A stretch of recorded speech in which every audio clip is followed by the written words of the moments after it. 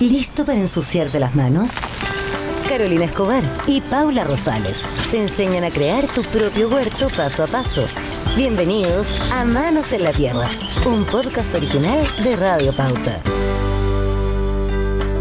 Cultivar tu propio alimento es como plantar tu dinero. Esta es una frase de Ron Finley, un norteamericano que se dedicó justamente a desarrollar el sur de Los Ángeles en función de que cada persona pudiese tener su propio huerto urbano.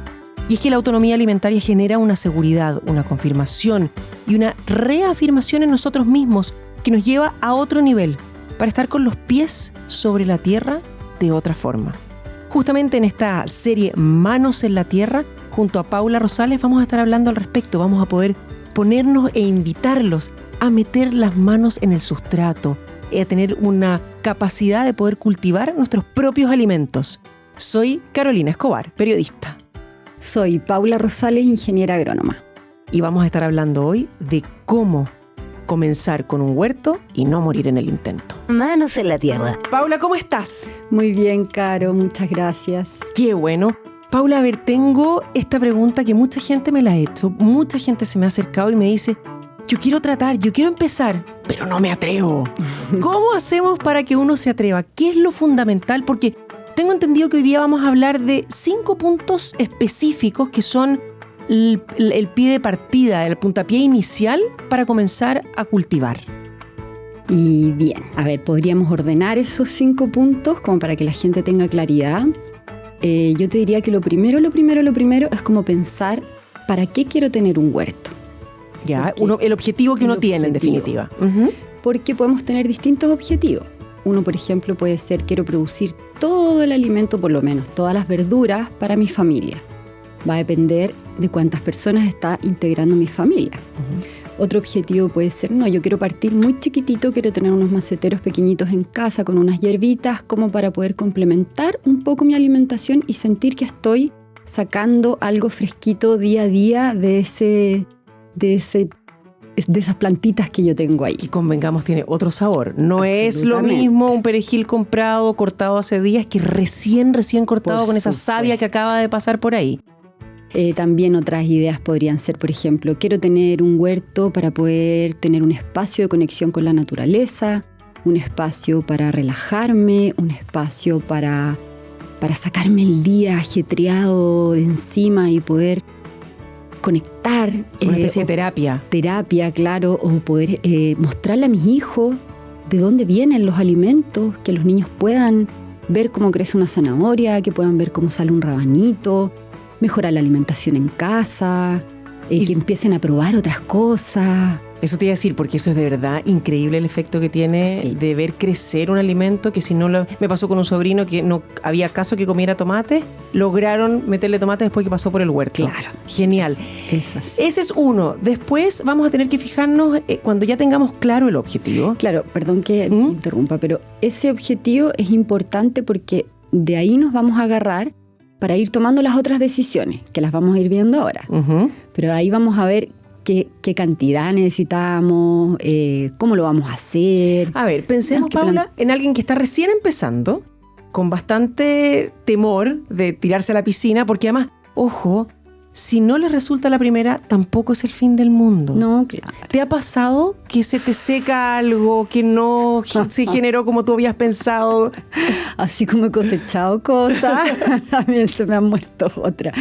Es el camino del aprendizaje, es la vida misma. Uno las embarra, se equivoca, a ratos abandona, a ratos retoma.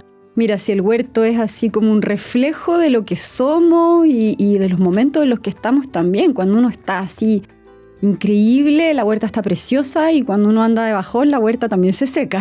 Qué cierto, y qué cierto que además uno, como tú bien lo decías, uno de repente como que lo deja un poco y es fiel reflejo de la constancia, que también ayuda mucho a enseñar responsabilidad, constancia, paciencia y un montón de otros valores y hábitos. Absolutamente.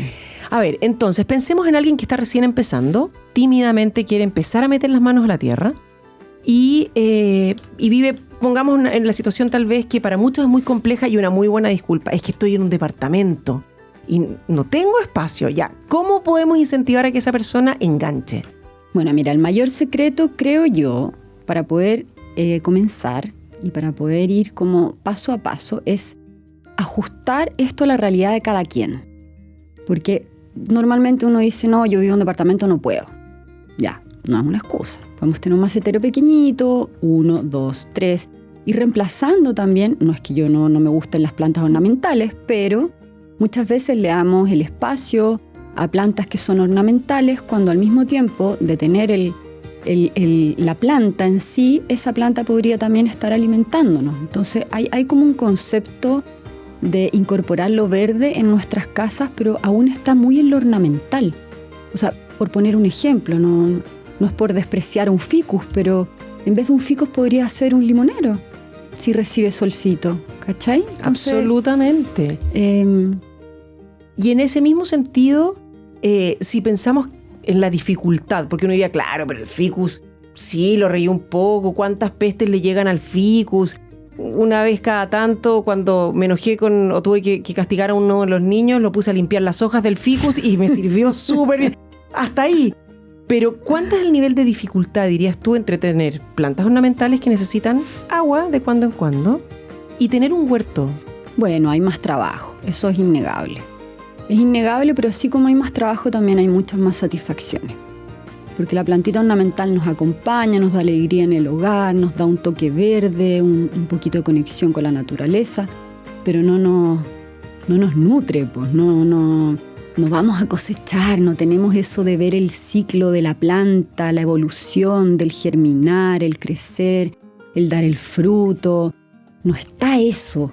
No está el volver a empezar, el que se acaba la temporada, el conectar con... Es que es tanta cosa.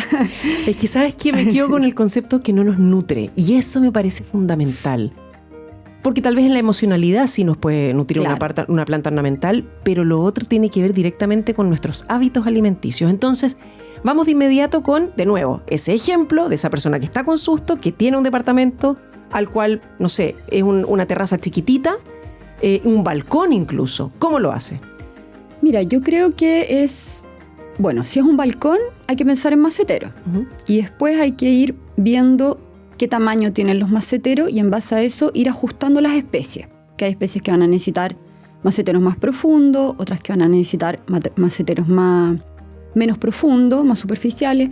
Eso lo vamos a ir viendo en los próximos capítulos. Pero por ahora, el objetivo sería ver cómo dentro del espacio que yo tengo, ¿cómo puedo aprovecharlo al máximo? Sería lo ideal, obviamente, maximizarlo todo lo que se pueda para poder producir gran cantidad. Y ubicar sol, por ejemplo. Uh-huh. ¿Cuánto sol recibe ese lugar? Si es de mañana, si es de tarde. Si es de mañana, si es de tarde. Ideal, un solcito de mañana. Tenemos que pensar en que tenga un mínimo de 4 horas de sol al día, uh-huh. Ojalá 6, de 6 a 8, ideal si ya queremos producir cosas de fruta, tipo tomates, pimentones, que son más demandantes de sol. Pensemos y pongámonos en el ejemplo, en el caso, Paula, de lo que sea, y aquí el coloquialismo me ayuda, pero perfecto, lo más carne de perro posible, ese que me voy casi al 100% a la segura.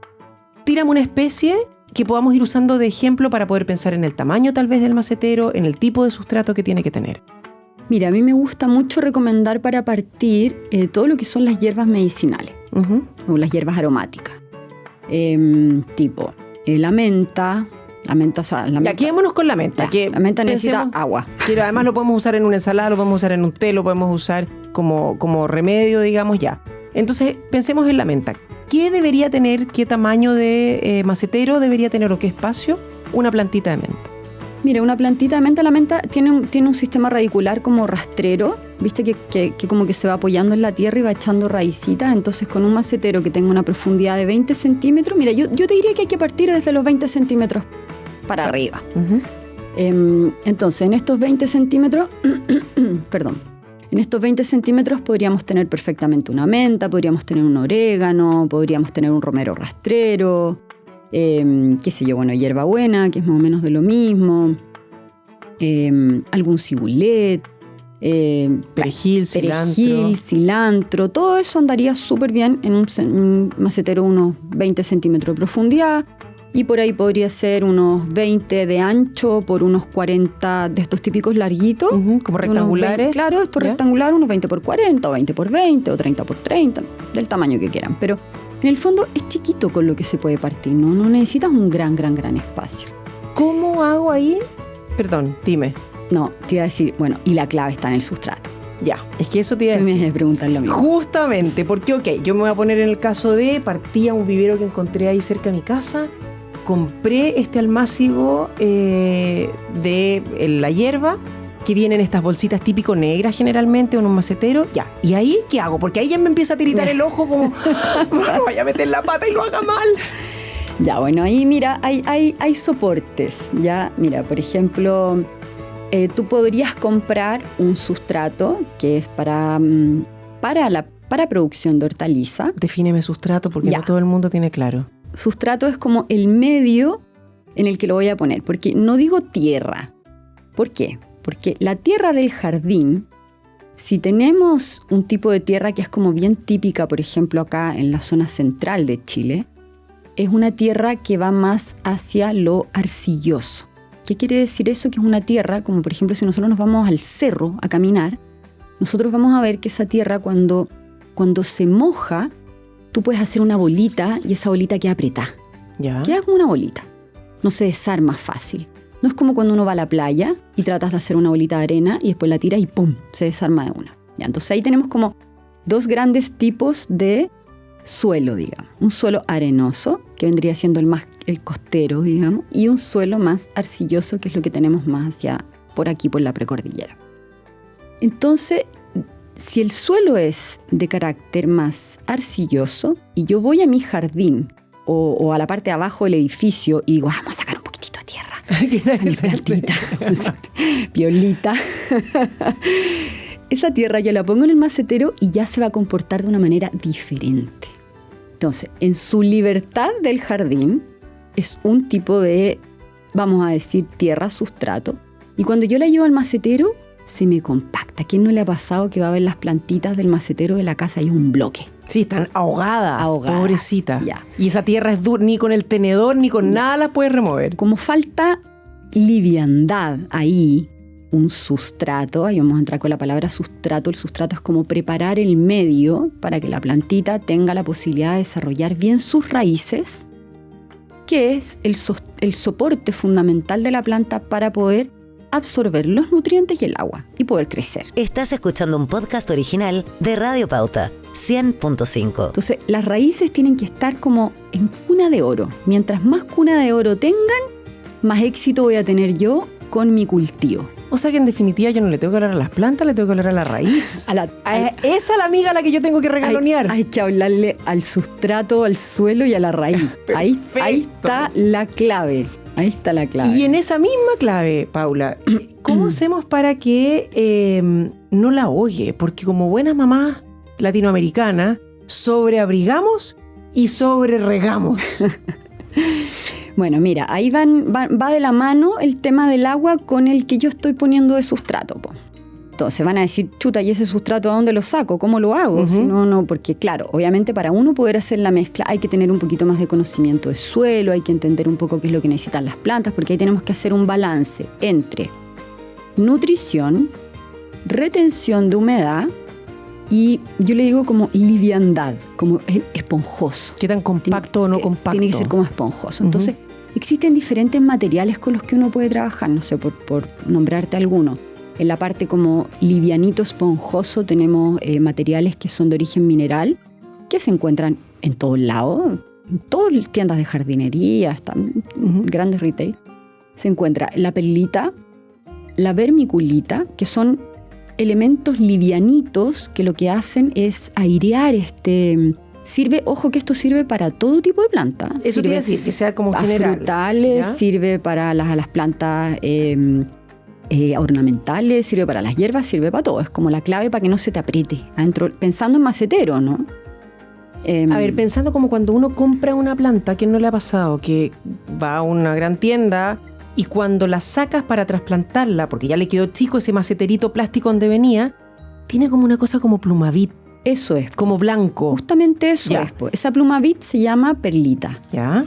Un similar a esa es la vermiculita. No quiere decir que tenga que usar las dos cosas. Puedo usar una, puedo usar la otra, o si tengo un poquito cada una, puedo usar un poquito cada una. ¿Cómo hago la mezcla para que no se nos asusten nuestros auditores? Ya, mira, podríamos hacer, por ejemplo, ideal que en la casa también tengamos un sistema de compostaje o de lombricultura. Tenemos que sería, un capítulo especial al respecto. que No sería se lo pierdan. sensacional, porque de ahí ¿qué hacemos? Nosotros podemos sacar un 50% de nuestro compost, o 60% si queremos, tranquilamente, y agregarle un poquito de esta perlita o esta vermiculita y estamos listos. Ya, perfecto. Ya vamos a entrar en materia. Si no es el caso, entonces ahí tendríamos que agregar, tipo, pongamos, que esto es como hacer pan, la receta no es igual para todo el mundo. Ujú. Entonces uno tiene que ir un poco ajustándose a lo que tiene. Pero podría ser un poco de esta perlita vermiculita que le da la liviandad. Tenemos que agregar algo de nutrición. ¿Qué vamos a agregar ahí? También puede ser como un 30% de algún tipo de compost que se puede comprar en el mercado también, algún tipo de humus de lombriz, que está muy bueno. Y después podríamos agregar la otra base, complementar con algún tipo de tierra de hoja, pero ojo ahí, que no es llegar y ir a cualquier lado a comprar la tierra de hoja, porque hay que preocuparse de que sea hecha de manera sustentable. Allá después podemos en otro momento profundizar un poquito más en ese tema. Porque lo que pensamos nosotros como tierra de hoja, que era la típico cuando uno era chico, ojo, eso es lo que uno podría pensar, se saca de un bosque, por lo tanto dejas el suelo descubierto del bosque y le estamos quitando nutrientes a otro ecosistema para poder tenerlo. A ver, entonces dame la receta del pan básico. Ya, a ver, puñadito de cuántos. Un puñadito, ya, a ver. Puede ser un 50%. Pensando en un macetero de qué tamaño. Hablemos de... Es que voy a hablar por porcentaje, entonces uno puede decir después, perfecto, lo puede adecuar a cualquier porcentaje. Entonces podríamos hacer una mezcla de... podría ser un 50% de este compost tierra, pongámosle así, como tierra de hoja, pero yo realmente pido conciencia en base a eso porque tienen dos opciones. O agarrar todas las hojas del otoño y ponerlas en un hoyito en el jardín, si es que está esa posibilidad, y hacer su propia tierrita de hojas, que sería lo ideal. Y no es nada difícil. O sea, realmente puede ser en un hoyo en el jardín si uno quiere, si está esa posibilidad. Caso de que no, bueno, hay que comprarla, pero ojo, vayan a viveros donde vean que tienen el cerrito de tierra que lo están haciendo, que no sea cualquier tierra de hoja envasada. ¿Ya? Eso yo creo que es súper importante. Entonces nos podemos poner ese 50% y después podemos hacerlo fácil y dividir 25% de perlita o vermiculita, que también podría ser fibra de coco, y el otro 25% sería de lo que va a alimentar la planta, que ahí ojalá sea un muy buen compost o un muy buen humus de lombriz. Ya. También existe la alternativa 2, que es la fácil y la rápida, que es comprar estos sustratos preparados.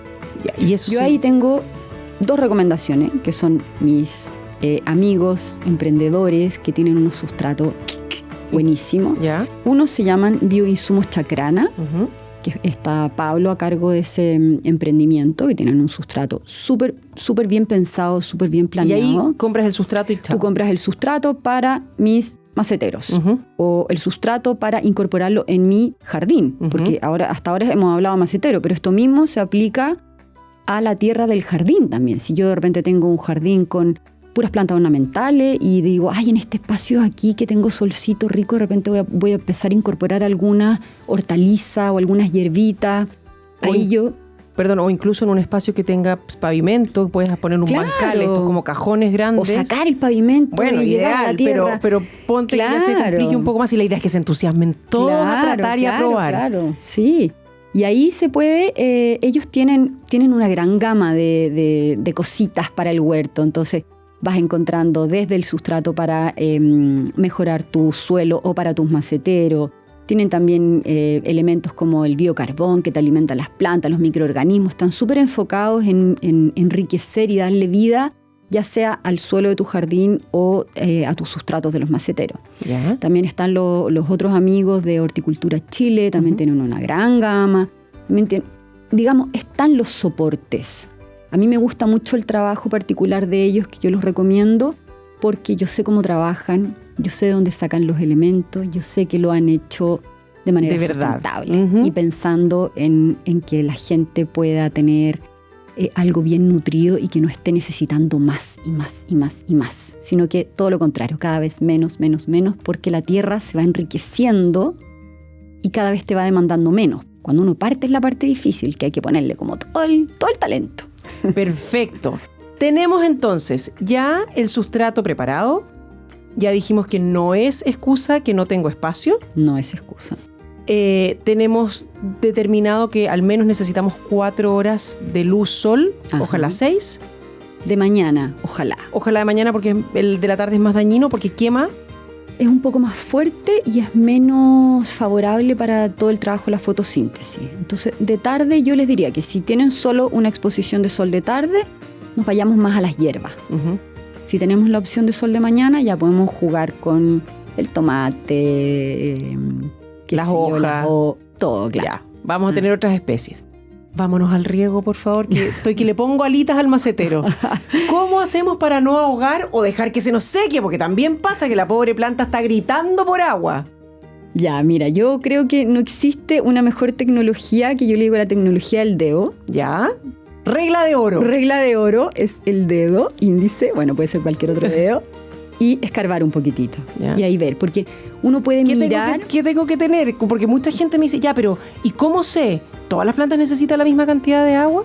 Bueno, ahí hay que observar un poquito, o sea, hay que como que conectarse con lo que estoy sembrando, porque por supuesto que el riego va a ser diferente si yo estoy poniendo semillas, porque las semillas no tienen raíces. Uh-huh. Por lo tanto, ¿qué agua, o sea, qué nivel de humedad voy a necesitar cuando estoy sembrando semillitas? Voy a necesitar que la humedad esté en contacto con la semilla. Superficial. O sea, va a tener que ser un riego más frecuente y probablemente menos profundo, pero va a tener que ser más superficial. Entonces ahí voy a tener que tener un rociador o alguna lluvia finita y regar con bastante frecuencia para que la humedad esté arriba.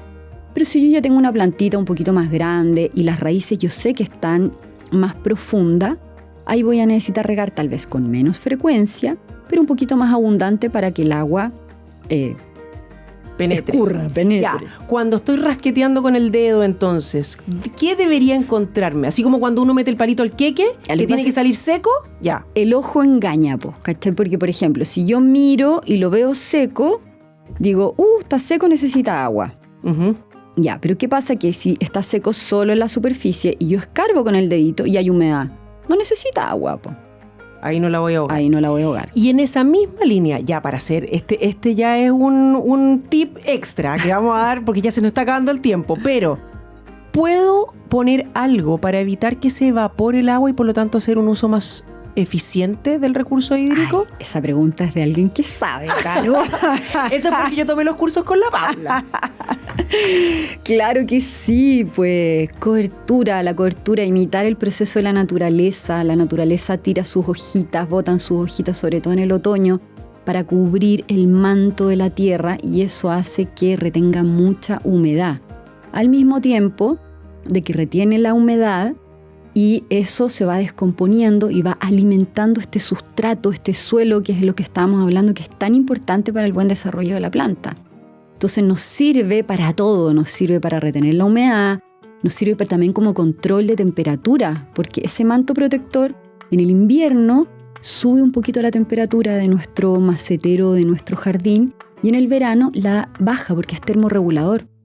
¿Qué podemos usar para poner esa cobertura? Puede ser la viruta, viruta de madera.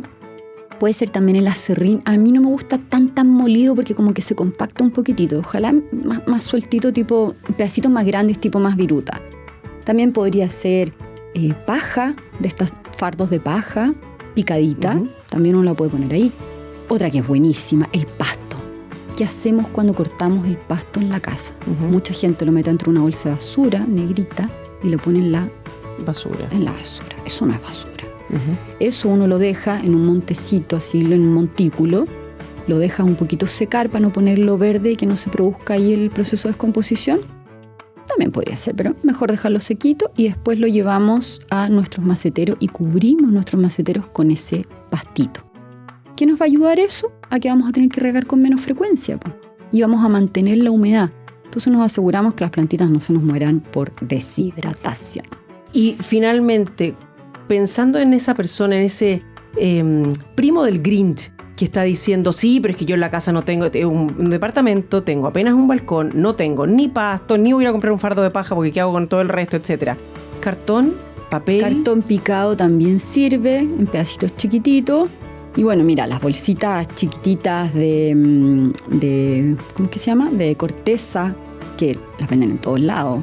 O corteza de árbol. Sí, o de viruta. Incluso hay unas que son ornamentales, que las venden, que son cortezas como de diferentes colores según la madera. Son muy, muy bonitas también. Y eso también se puede incorporar, si no tienen ninguna otra posibilidad. Ahora ya más, por ejemplo, a nivel de jardín, a nivel de campo, yo no estoy comprando viruta ni nada, y de las mismas podas que voy sacando de las plantas, eso yo lo pongo como cobertura de suelo. O sea, le devuelvo a la naturaleza lo que le estoy cortando. Corto y eso lo pongo ahí como cobertura. Paula Rosales, un placerazo, creo que quedó más o menos claro, ya no hay disculpa para no, solo una gran invitación para sí, para meter las manos en la tierra. Los vamos a dejar hasta acá con este primer episodio, invitadísimos por supuesto al siguiente, en el cual vamos a estar viendo qué cultivar en qué época. Craso error, solamente les voy a dejar dicho, para el Día de la Madre, típico regalo, incluso a veces de la empresa, digamos, para todas las mujeres que son mamá en la oficina, el almácigo de tomate. No, matador. Frustración segura. Sí o sí nos va a ir mal. ¿Por qué? En el próximo episodio. Que estén muy bien. Un abrazo, muchas gracias. Escuchaste Manos en la Tierra, un podcast original de Radio Pauta, junto a Carolina Escobar y Paula Rosales.